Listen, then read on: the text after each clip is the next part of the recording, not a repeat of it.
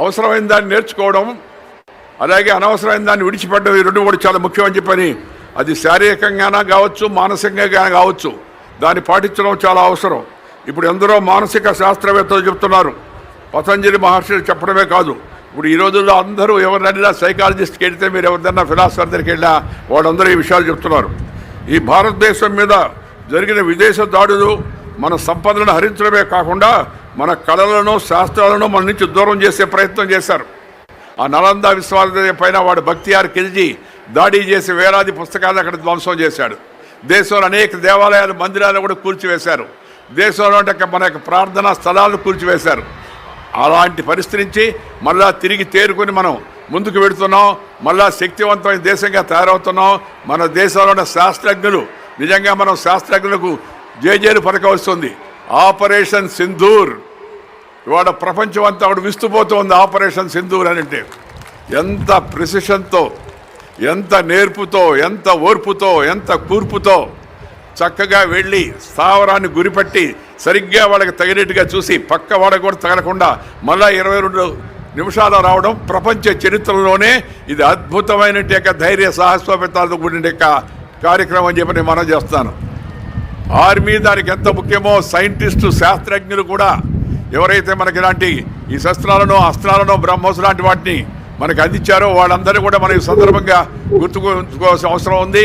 వారిని అభినందించడం పాటు మనం కూడా మన యొక్క జీవితాల్లో ఏదో ఒక విషయంలో కాస్త ప్రావీణ్యత సాధించే ప్రయత్నం చేయాలి. మీ అందరికీ మనం చేస్తున్నాను. ఈ యోగా మార్గం ద్వారా ప్రపంచాన్ని అంతా ఏకం చేయడం, యోగ మార్గం ద్వారా ప్రపంచ శాంతికి దారి చూడడం. ఎందుకంటే if you have tension you cannot pay attention. As I told you earlier, it will be only pretension and you will not have any retention of the ideas. That's why peace is the prerequisite for progress. Peace is the prerequisite for progress. For peace, mental peace, yoga is the best remedy, cheapest remedy. యోగాకు ఛార్జీ లేదు, యోగాకు మతము లేదు. కొంతమంది దాన్ని మతంతో ఊడిపెట్టే ప్రయత్నం చేస్తుంటారు. దాన్ని నేను ఏమంటానంటే మతము కాదు, అలా ఆలోచించడం యతిమతం అవుతుందని చెప్పని మనం చేస్తున్నాను. నేను యతిమతము అనే పదము తెలుగులో, మతము కాదు, ఇది మన యొక్క జీవన విధానం. ఇది ఆది కాలం నుంచి, వేదకాలం నుంచి, పుణ్యకాలం నుంచి, పురాణ కాలం నుంచి మన పూర్వీకులు అనుభవించి, రంగరించి, మేళవించి మనకు అందించినట్టు యొక్క ఆ శాస్త్రం అవుతుందో అది యోగా శాస్త్రాన్ని మనందరికి కూడా, మన పిల్లలకు, మన ఇంట్లో ఉండే వాళ్ళందరికీ కూడా, స్త్రీ పురుషులతో సహా అందరికీ యోగాభ్యాసం చేయడం ద్వారా మంచి జీవితాన్ని పొందేందుకు ప్రయత్నం చేయాలని చెప్పి మనం చేస్తూ, యోగా అనేది సర్వధర్మాలకు సంబంధించిన ఒక ఆరోగ్య శాస్త్రం అనే విషయాన్ని మనం గమనించాలి. యోగా విషయంలో అనవసరం వివాదాలు పనికిరావు, రాజకీయాలు అస్సలే పనికిరావు. దీంట్లో రాజకీయానికి అవకాశమే లేదు యోగాలో. నువ్వు యోగా చేస్తే నీ ఆరోగ్యం బాగుపడుతుంది, దాంట్లో రాజకీయం ఉందా చెప్పండి.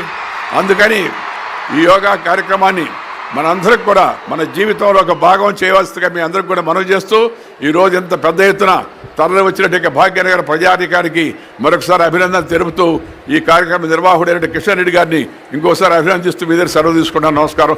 జై Hind. Thank you sir, thank you so much. Come on Hyderabad, show some energy. అలాగే ఇప్పుడే విచ్చేసినటువంటి మనందరి ఫేవరెట్ యాక్టర్ తేజ సజ్జా గారిని మాట్లాడవలసిందిగా రిక్వెస్ట్ చేస్తున్నాము.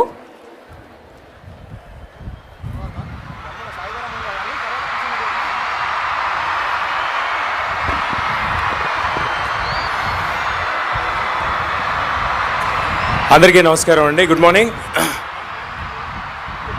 Thank you sir.